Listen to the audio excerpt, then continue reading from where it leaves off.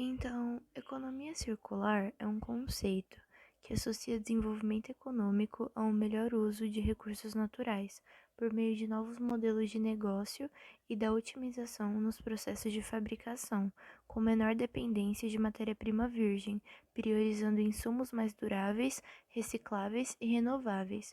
Então, basicamente, o objetivo da economia circular é gerar uma gestão mais eficiente dos recursos naturais existentes, ou seja, manter os produtos, os componentes e materiais em um alto nível de utilidade e valor o tempo todo, para assim fazer um desenvolvimento sustentável. Importância. Pela sua importância e pelas mudanças fornecidas, a economia circular tem assumido um papel cada vez de maior destaque nas agendas de vários países nas mais diversas localizações. O conceito estratégico da economia circular assenta nos princípios da redução, reutilização, recuperação e reciclagem de materiais e energia. Com recursos cada vez mais escassos, é uma necessidade ambiental promover um melhor aproveitamento dos recursos. A economia circular ela é essencial tanto para a manutenção de níveis de crescimento econômico, como para a preservação ambiental e de conservação de recursos. A energia circular ela também pode fornecer aos consumidores produtos mais duradouros e inovadores, com vista a melhor qualidade de vida e permitir poupar dinheiro ao longo do tempo. Onde e quando surgiu? Bom, o conceito da economia circular surgiu em 1989 e ela surgiu em um artigo dos economistas e ambientalistas britânicos chamados David Pearce e Carrie Turner. Lá naquela época, eles mostraram que a economia tradicional não levava a reciclagem em conta e isso legava ao meio ambiente um papel secundário de simples reservatório de resíduos, ou seja, que é basicamente os depósitos de lixo. Em oposição à economia tradicional e linear, cujo lema era o quê? Era extrair, produzir e descartar, surgiu o conceito de economia circular, inspirado na lógica cíclica da natureza. E outra data também importante foi no dia 7 de novembro de 2018. A Braskem, ela o quê? Ela lançou globalmente um novo posicionamento global sobre a economia circular. E no âmbito do posicionamento, a empresa vai atuar voluntariamente para atingir diversos objetivos, entre os quais se destacam que garante que 100% das unidades industriais das petroquímicas adotem as melhores práticas para controles de pallets até 2020. E para complementar aqui, puxando aqui um gancho sobre a Braskem ela o quê? Ela reconhece que a gestão adequada na disposição de resíduos plásticos pós-consumo é uma preocupação global, crescente, ela fica crescendo, ela é crescente e uma preocupação que é sobre isso é que o material que deve ser usado com responsabilidade, reutilizado, reciclado ou recuperado. E para que isso aconteça, todos os setores dessa sociedade e cada cidadão deve atuar junto na evolução do consumo e consciente e na gestão do ciclo da vida do plástico. Economia circular no Brasil. De acordo com uma pesquisa feita pela Confederação Nacional da Indústria, mostra que 76,4% das indústrias no Brasil adotam uma prática de economia circular, mas 70% delas nunca tinham ouvido falar do tema. Esse levantamento mostrou que as indústrias brasileiras têm avançado em práticas como a reciclagem de materiais, a logística reversa, o reuso de água, só que ainda há um grande potencial a ser explorado nessa questão do uso eficiente de recursos naturais.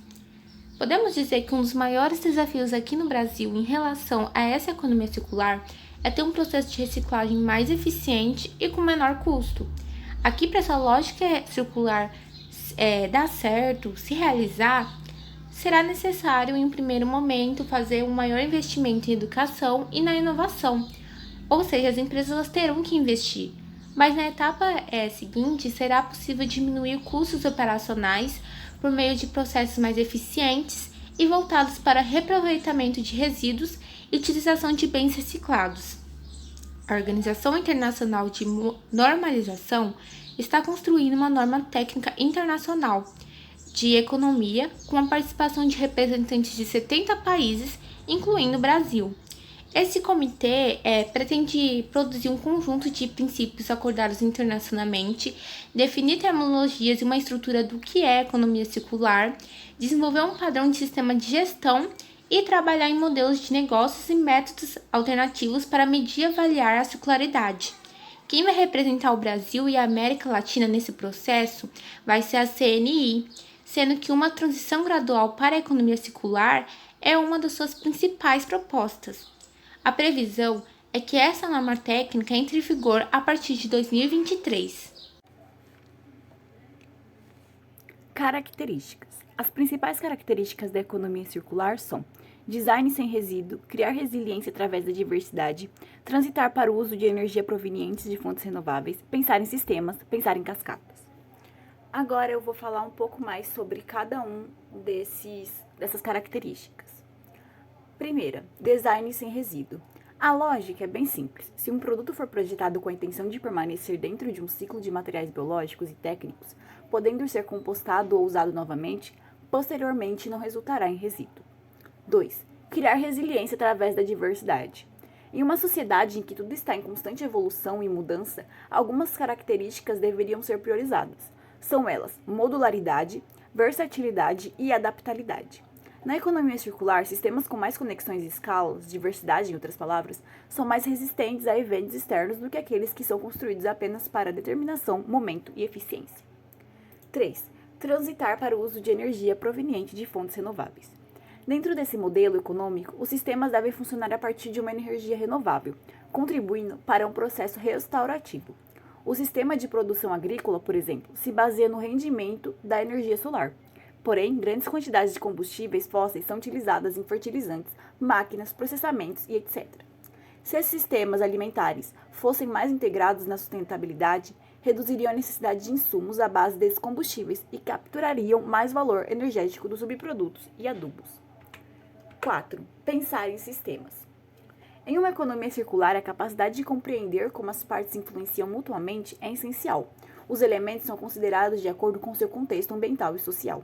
Esse pensamento geralmente se refere à maioria esmagadora de sistemas do mundo, ou seja, não lineares, ricos em feedback e interdependentes. Dentro deste modelo, as condições imprecisas levam a graves consequências e a resultados que frequentemente são descontrolados. Portanto, tais sistemas não podem ser geridos no sentido convencional linear. Muito pelo contrário, deve ter mais flexibilidade e facilidade de se adaptar a mudanças de circunstâncias. 5. Pensar em cascatas. Para os materiais biológicos, a essência de criação de valor reside na possibilidade de extrair valor adicional de produtos em cascatas através de outras aplicações. Na decomposição biológica, seja ela natural ou em processo de fermentação controlado, o material é desintegrado em fases por micro-organismos que extraem energia e nutrientes do carboidrato, gorduras e proteínas encontradas em determinado material.